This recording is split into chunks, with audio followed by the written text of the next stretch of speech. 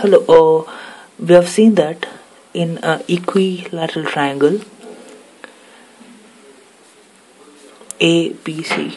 ABC is an equilateral triangle, and if you have a perpendicular which from A and from B and from C, that is A, B, C, D, E, F.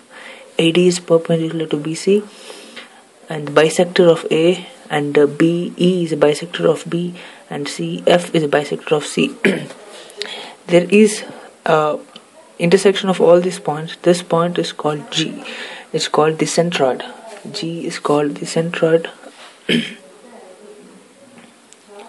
and there's a concept that your teachers might have told you that G divides this line in the ratio 1:2, or any line for that matter. If you take BE, it divides BE in the ratio 1:2. That is, BG by GE will be equal to 2:1. Okay, so we have to prove that, and maybe we haven't come across the proof yet. I'll just try to prove that. For this proof, we have to understand a few concepts. That is, first one is midpoint theorem.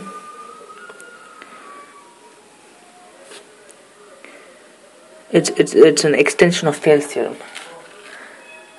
which tells you that if you have any triangle ABC, if D is midpoint of AB and E is midpoint of AC, the line joining D and E will be parallel to the third side. This is midpoint theorem. And from Thales theorem,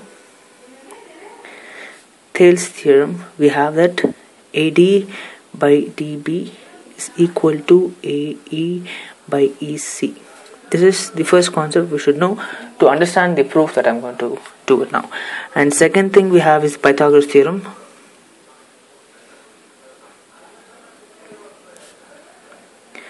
That is, if you have right angle triangle ABC,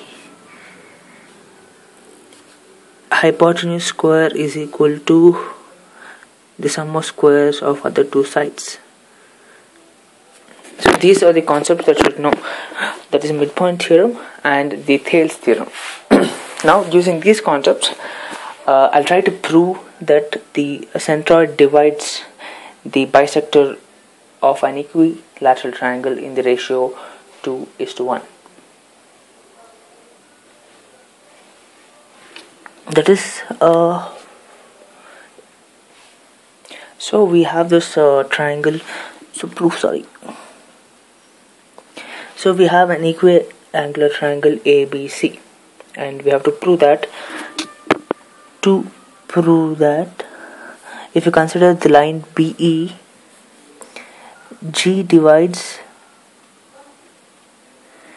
BE as let's say GE by BG should be equal to 1/2. This is in the ratio 1 and 2. We have to prove that. So now consider the triangle, say BEC, and we have the midpoint D. Like if this is the bisector, this is AD is angular bisector as well as the linear bisector. That is, A divides this angle into two halves, A into two halves, and it divides BC into two halves. That is, BD is equal to DC. That's the known concept, and this is G. So as one, we have to do one small construction, and we have this line here as usual. One small construction is that take the midpoint of BG, say H, and join these 2 points. H is midpoint of B and G. H midpoint of B and G. Therefore, HD is parallel to GC.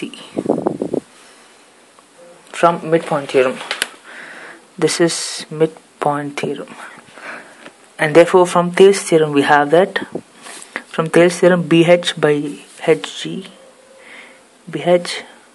HG is equal to BD by DC, and we know BD and DC are same, therefore this becomes BH by HG is equal to 1. This implies BH is equal to HG. Let this be the first conclusion that we have come to. That is, we have proved that BH is equal to HG. BH is equal to HG. Now consider triangle GEC. In triangle GEC, in equiangular triangle, all the angles in a triangle is same. That is 60, 60, 60. And FC is a bisector of angle C.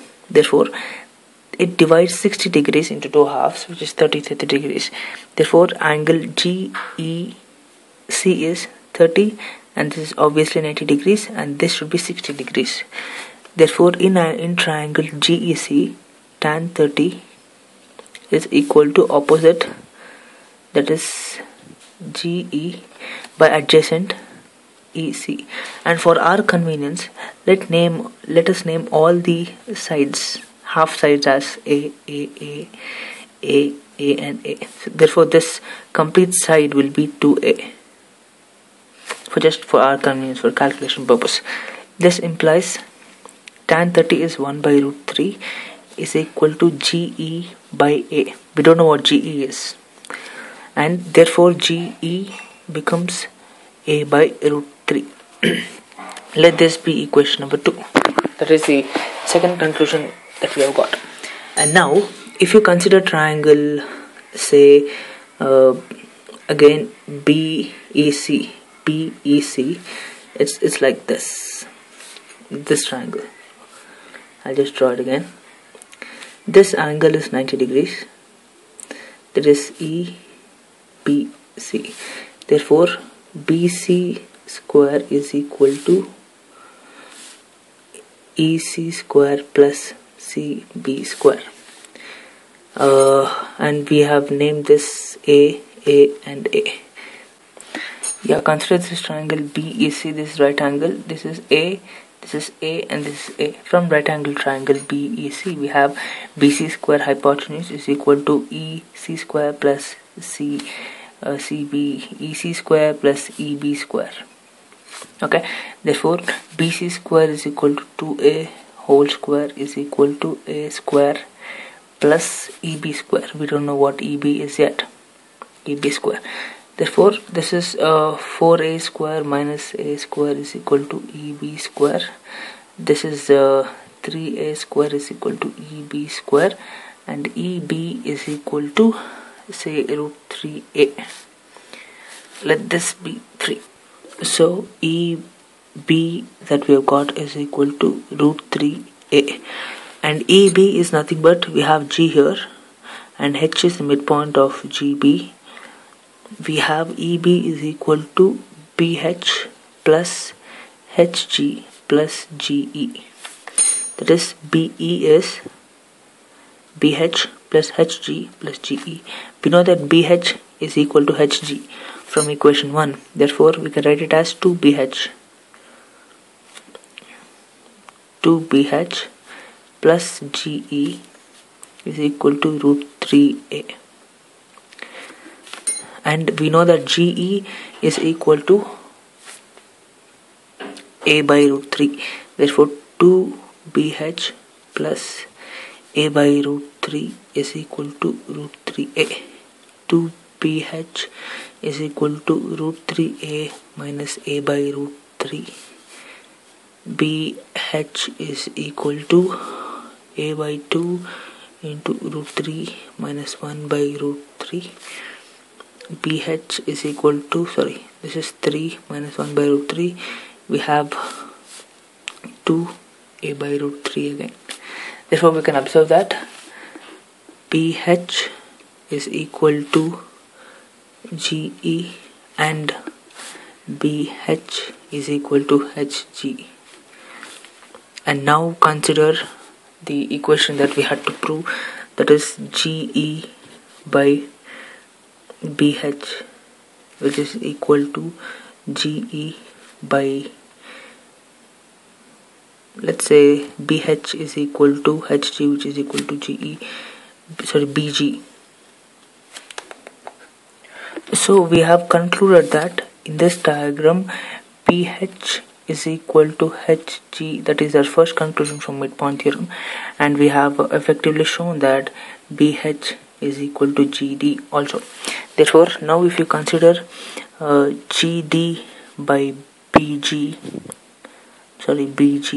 is equal to GD by BH plus HG, which is equal to GD by, I can write, since BH is equal to GD and HG is equal to GD again, I can write it as 2GD, which is equal to 1 by 2. Therefore GD by BG is equal to 1 by 2. Therefore the centroid G divides the bisector in the ratio 1:2. Hence proved. Thank you.